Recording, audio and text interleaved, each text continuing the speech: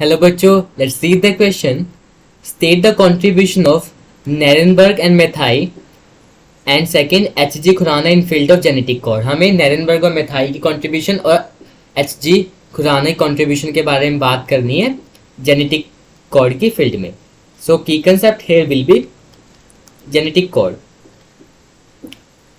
अगर मैं बात करूँ जेनेटिक कोड की, so basically genetic code help किस में करते हैं?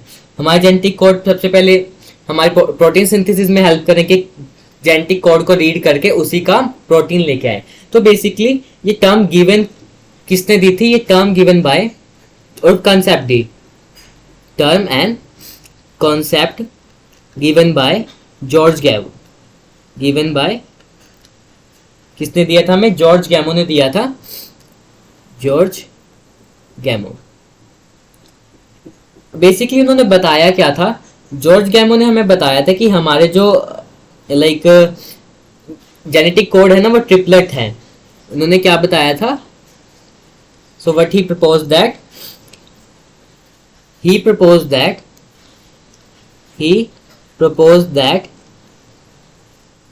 Genetic code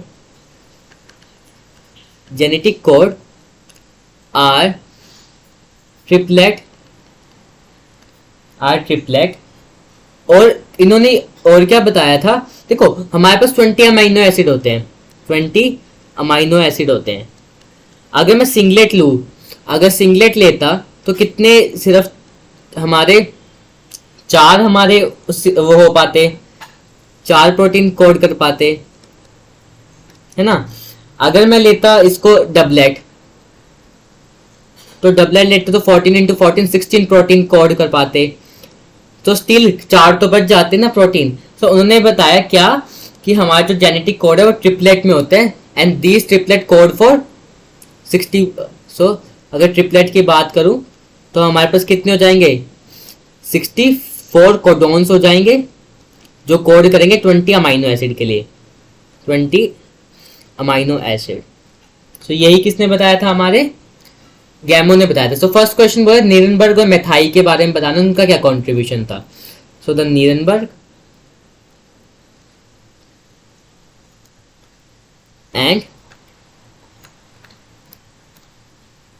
मेथाई. हाँ,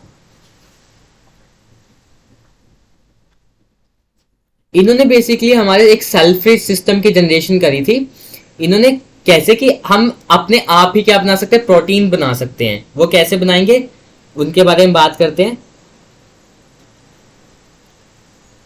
सो they experimented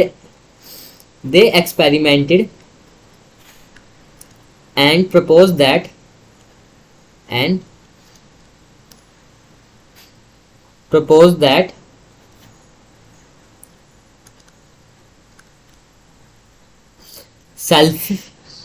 cell-free system for protein synthesis that help in deciphering genetic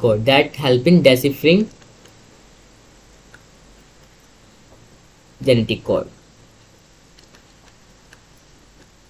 basically इन्होंने क्या किया था?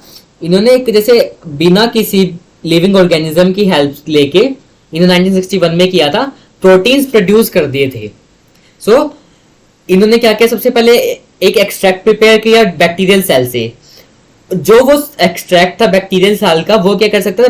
प्रोटीन बना सकता था without the presence of any living cell. So we can write it as they extract they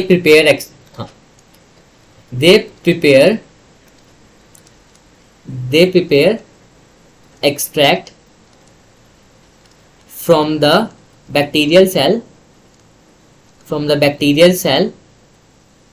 that could make protein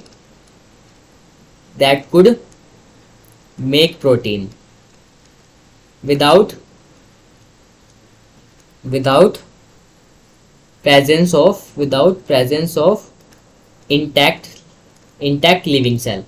सो इसकी वजह से क्या हो गया था, हम 64, तो 64 के 64 हमारे कोडॉन्स थे, उनमें 61 का इन्होंने देखा कि वो किसी अमाइनो एसिड की, किसी ना किसी अमाइनो एसिड को प्रोड्यूस कर रहे हैं। ये तो हमने नीरेनबर्ग और मिथाई के बारे में पढ़ लिया।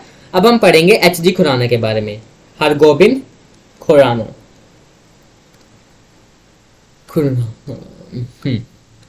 अगर मैं बात करूं एच जी हरगोबिन खुराना के बारे में, सो इन्होंने क्या किया था, इन्होंने डेवलप किया था chemical method for the synthesis of RNA molecule. अभी इन्होंने क्या था, आरएनए मॉलिक्यूल को सिंथेसाइज करने के लिए केमिकल मेथड डेवलप किया। So developed chemical method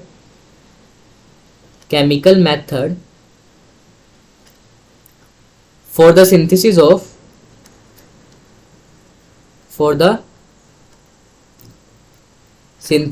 what? RNA molecule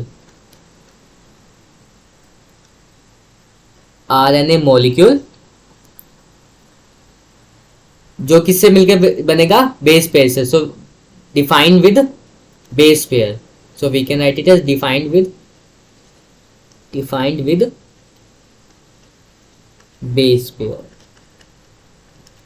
so as for now question ने पूछा था कि नीरेनबर्ग और मिथाई का कंट्रीब्यूशन, तो अभी बताया उन्होंने क्या किया था, एक एक्सट्रैक्ट तैयार किया था बैक्टीरियल सेल से, जिससे वो प्रोटीन सिंथेसिस कर पा रहे थे। सिर्फ उनको कोड डालना था, उसके हिसाब से प्रोटीन सिंथेसिस हो पा रही थी।